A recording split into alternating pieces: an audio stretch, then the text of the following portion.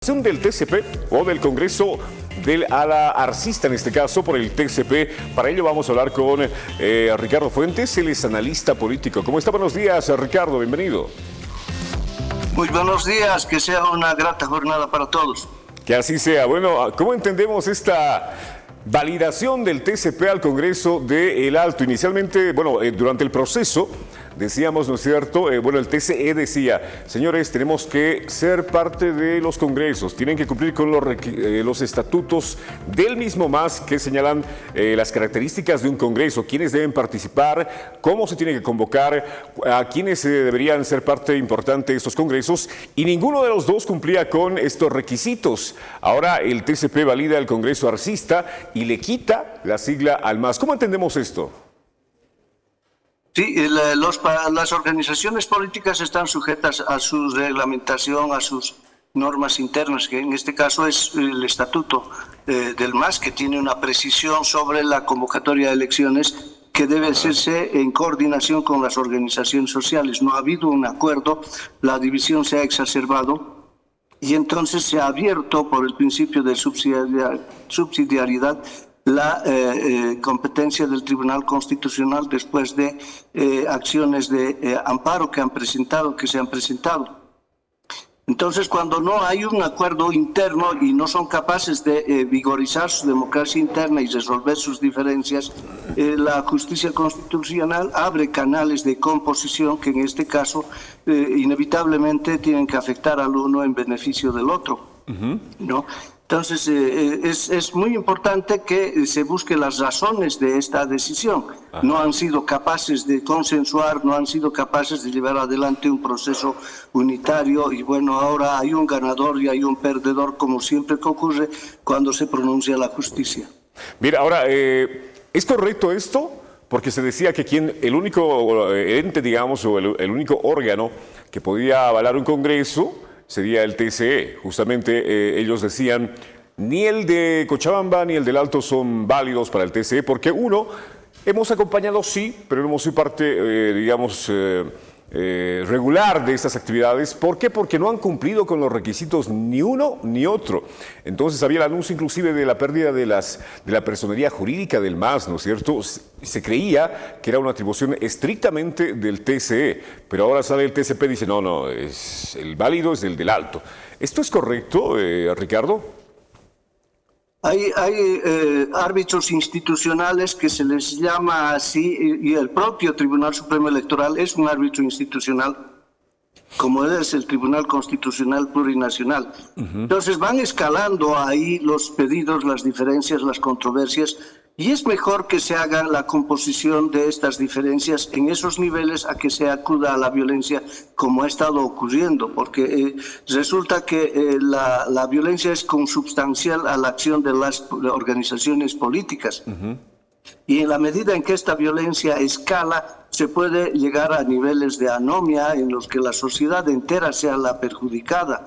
Entonces, siempre ha de haber una interpretación en un sentido o en otro, ¿no? Pero lo correcto, lo que sería bueno que ocurra es que los partidos nos den lecciones de ejercicio de su democracia interna y que no tuvieran que llegar a estas instancias judiciales en las que estas variables se atraviesan, por supuesto, como último recurso, ¿no? Entonces, nunca van a aceptar ni el uno ni el otro lado argumentos en contra, pero por lo menos tienen revestida una de las partes tiene, digamos, un respaldo ahora jurisdiccional.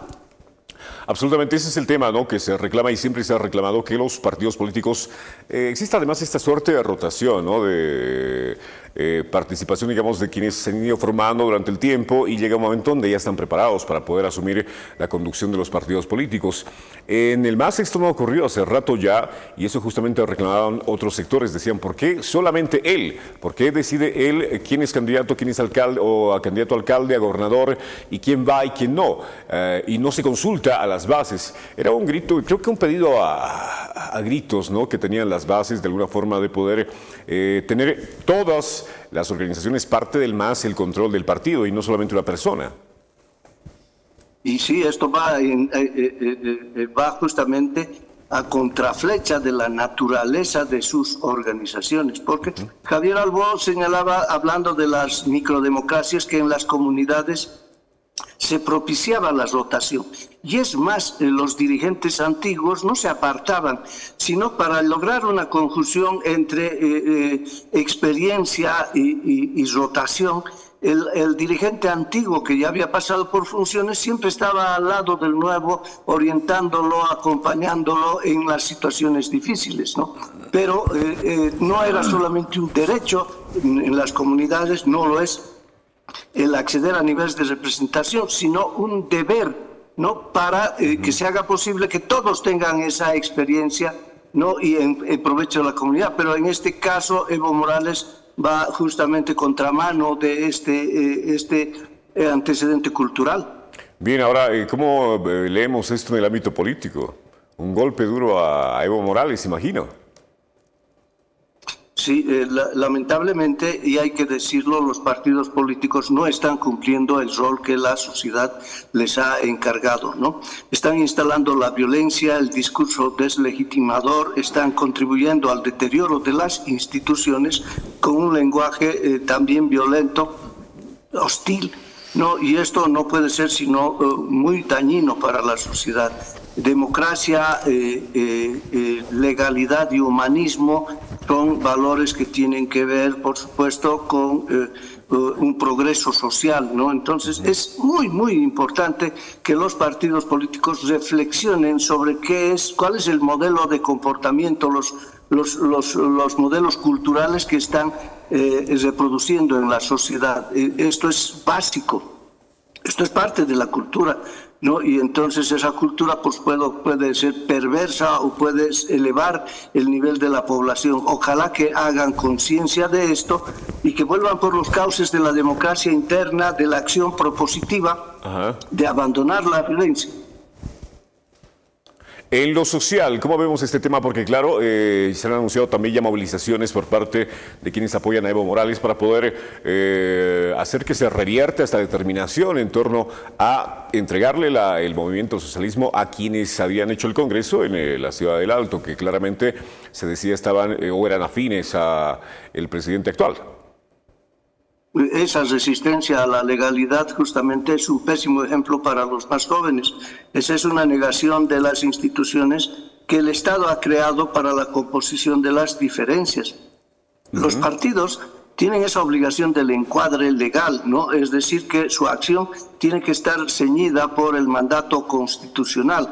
En el Perú tenemos un artículo que habla del derecho a insurgir cuando el gobierno ha arrebatado la soberanía del pueblo. Bolivia no tiene ese expediente en su texto constitucional, sino lo que tiene es más o menos la descripción de las formas democráticas, la representativa por la cual conformamos los poderes públicos y hay un presidente con un determinado periodo de mandato, y las formas participativas y directas, que de ninguna manera son violentas, porque ahí tenemos el referéndum, tenemos el cabildo, etcétera, muchas formas en las que de manera formal se puede hacer participación, se pueden hacer reclamos, se puede influir políticamente, pero esto de salir a las calles, bloquear, es decir, es parte de una conducta perversa que puede no tener fin si seguimos con ella, porque tan legítimo será para el siguiente opositor como lo es para este, ¿no? Entonces, eso es algo muy importante que tenemos que cuidar. Es decir, la vida armónica entre bolivianos y el encauzar las acciones por ese marco constitucional. Mira, ahora, ¿cuál es esta determinación es la última? ¿O hay forma de revertirla a partir de una acción legal, otra que pueda todavía darle esperanzas a quienes siguen a Evo Morales? Y solamente habría un recurso de complementación, aclaración y enmienda, pero ellos niegan que la legalidad de este tribunal.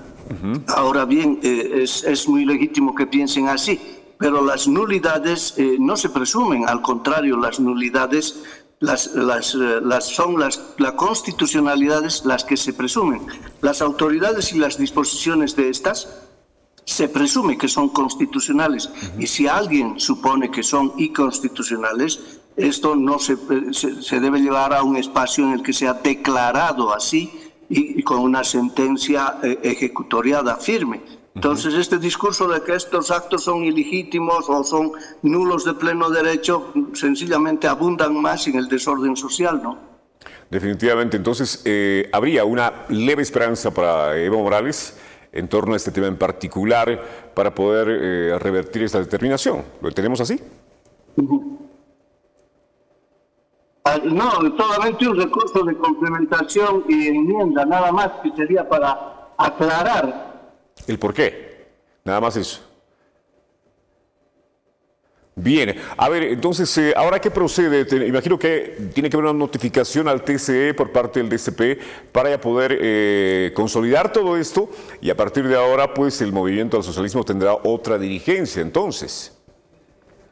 Sí, el mandato de esa dirigencia es reformar sus estatutos y, bueno, ya más adelante ponerse a tono seguramente con renovar su dirigencia. Ahora, ¿esta vigencia de la nueva dirigencia tiene validez a partir de la emisión de esta sentencia del TCP o una vez que es notificado el TSE? No, una vez que le sea entregada la personería jurídica por el Tribunal Supremo Electoral, empieza a actuar oficialmente. Bien, Ricardo, le quiero agradecer por la claridad, por la contundencia en esta explicación respecto a lo que está ocurriendo ahora con el movimiento al socialismo. Le mando un abrazo, buen día. Igualmente, buen día.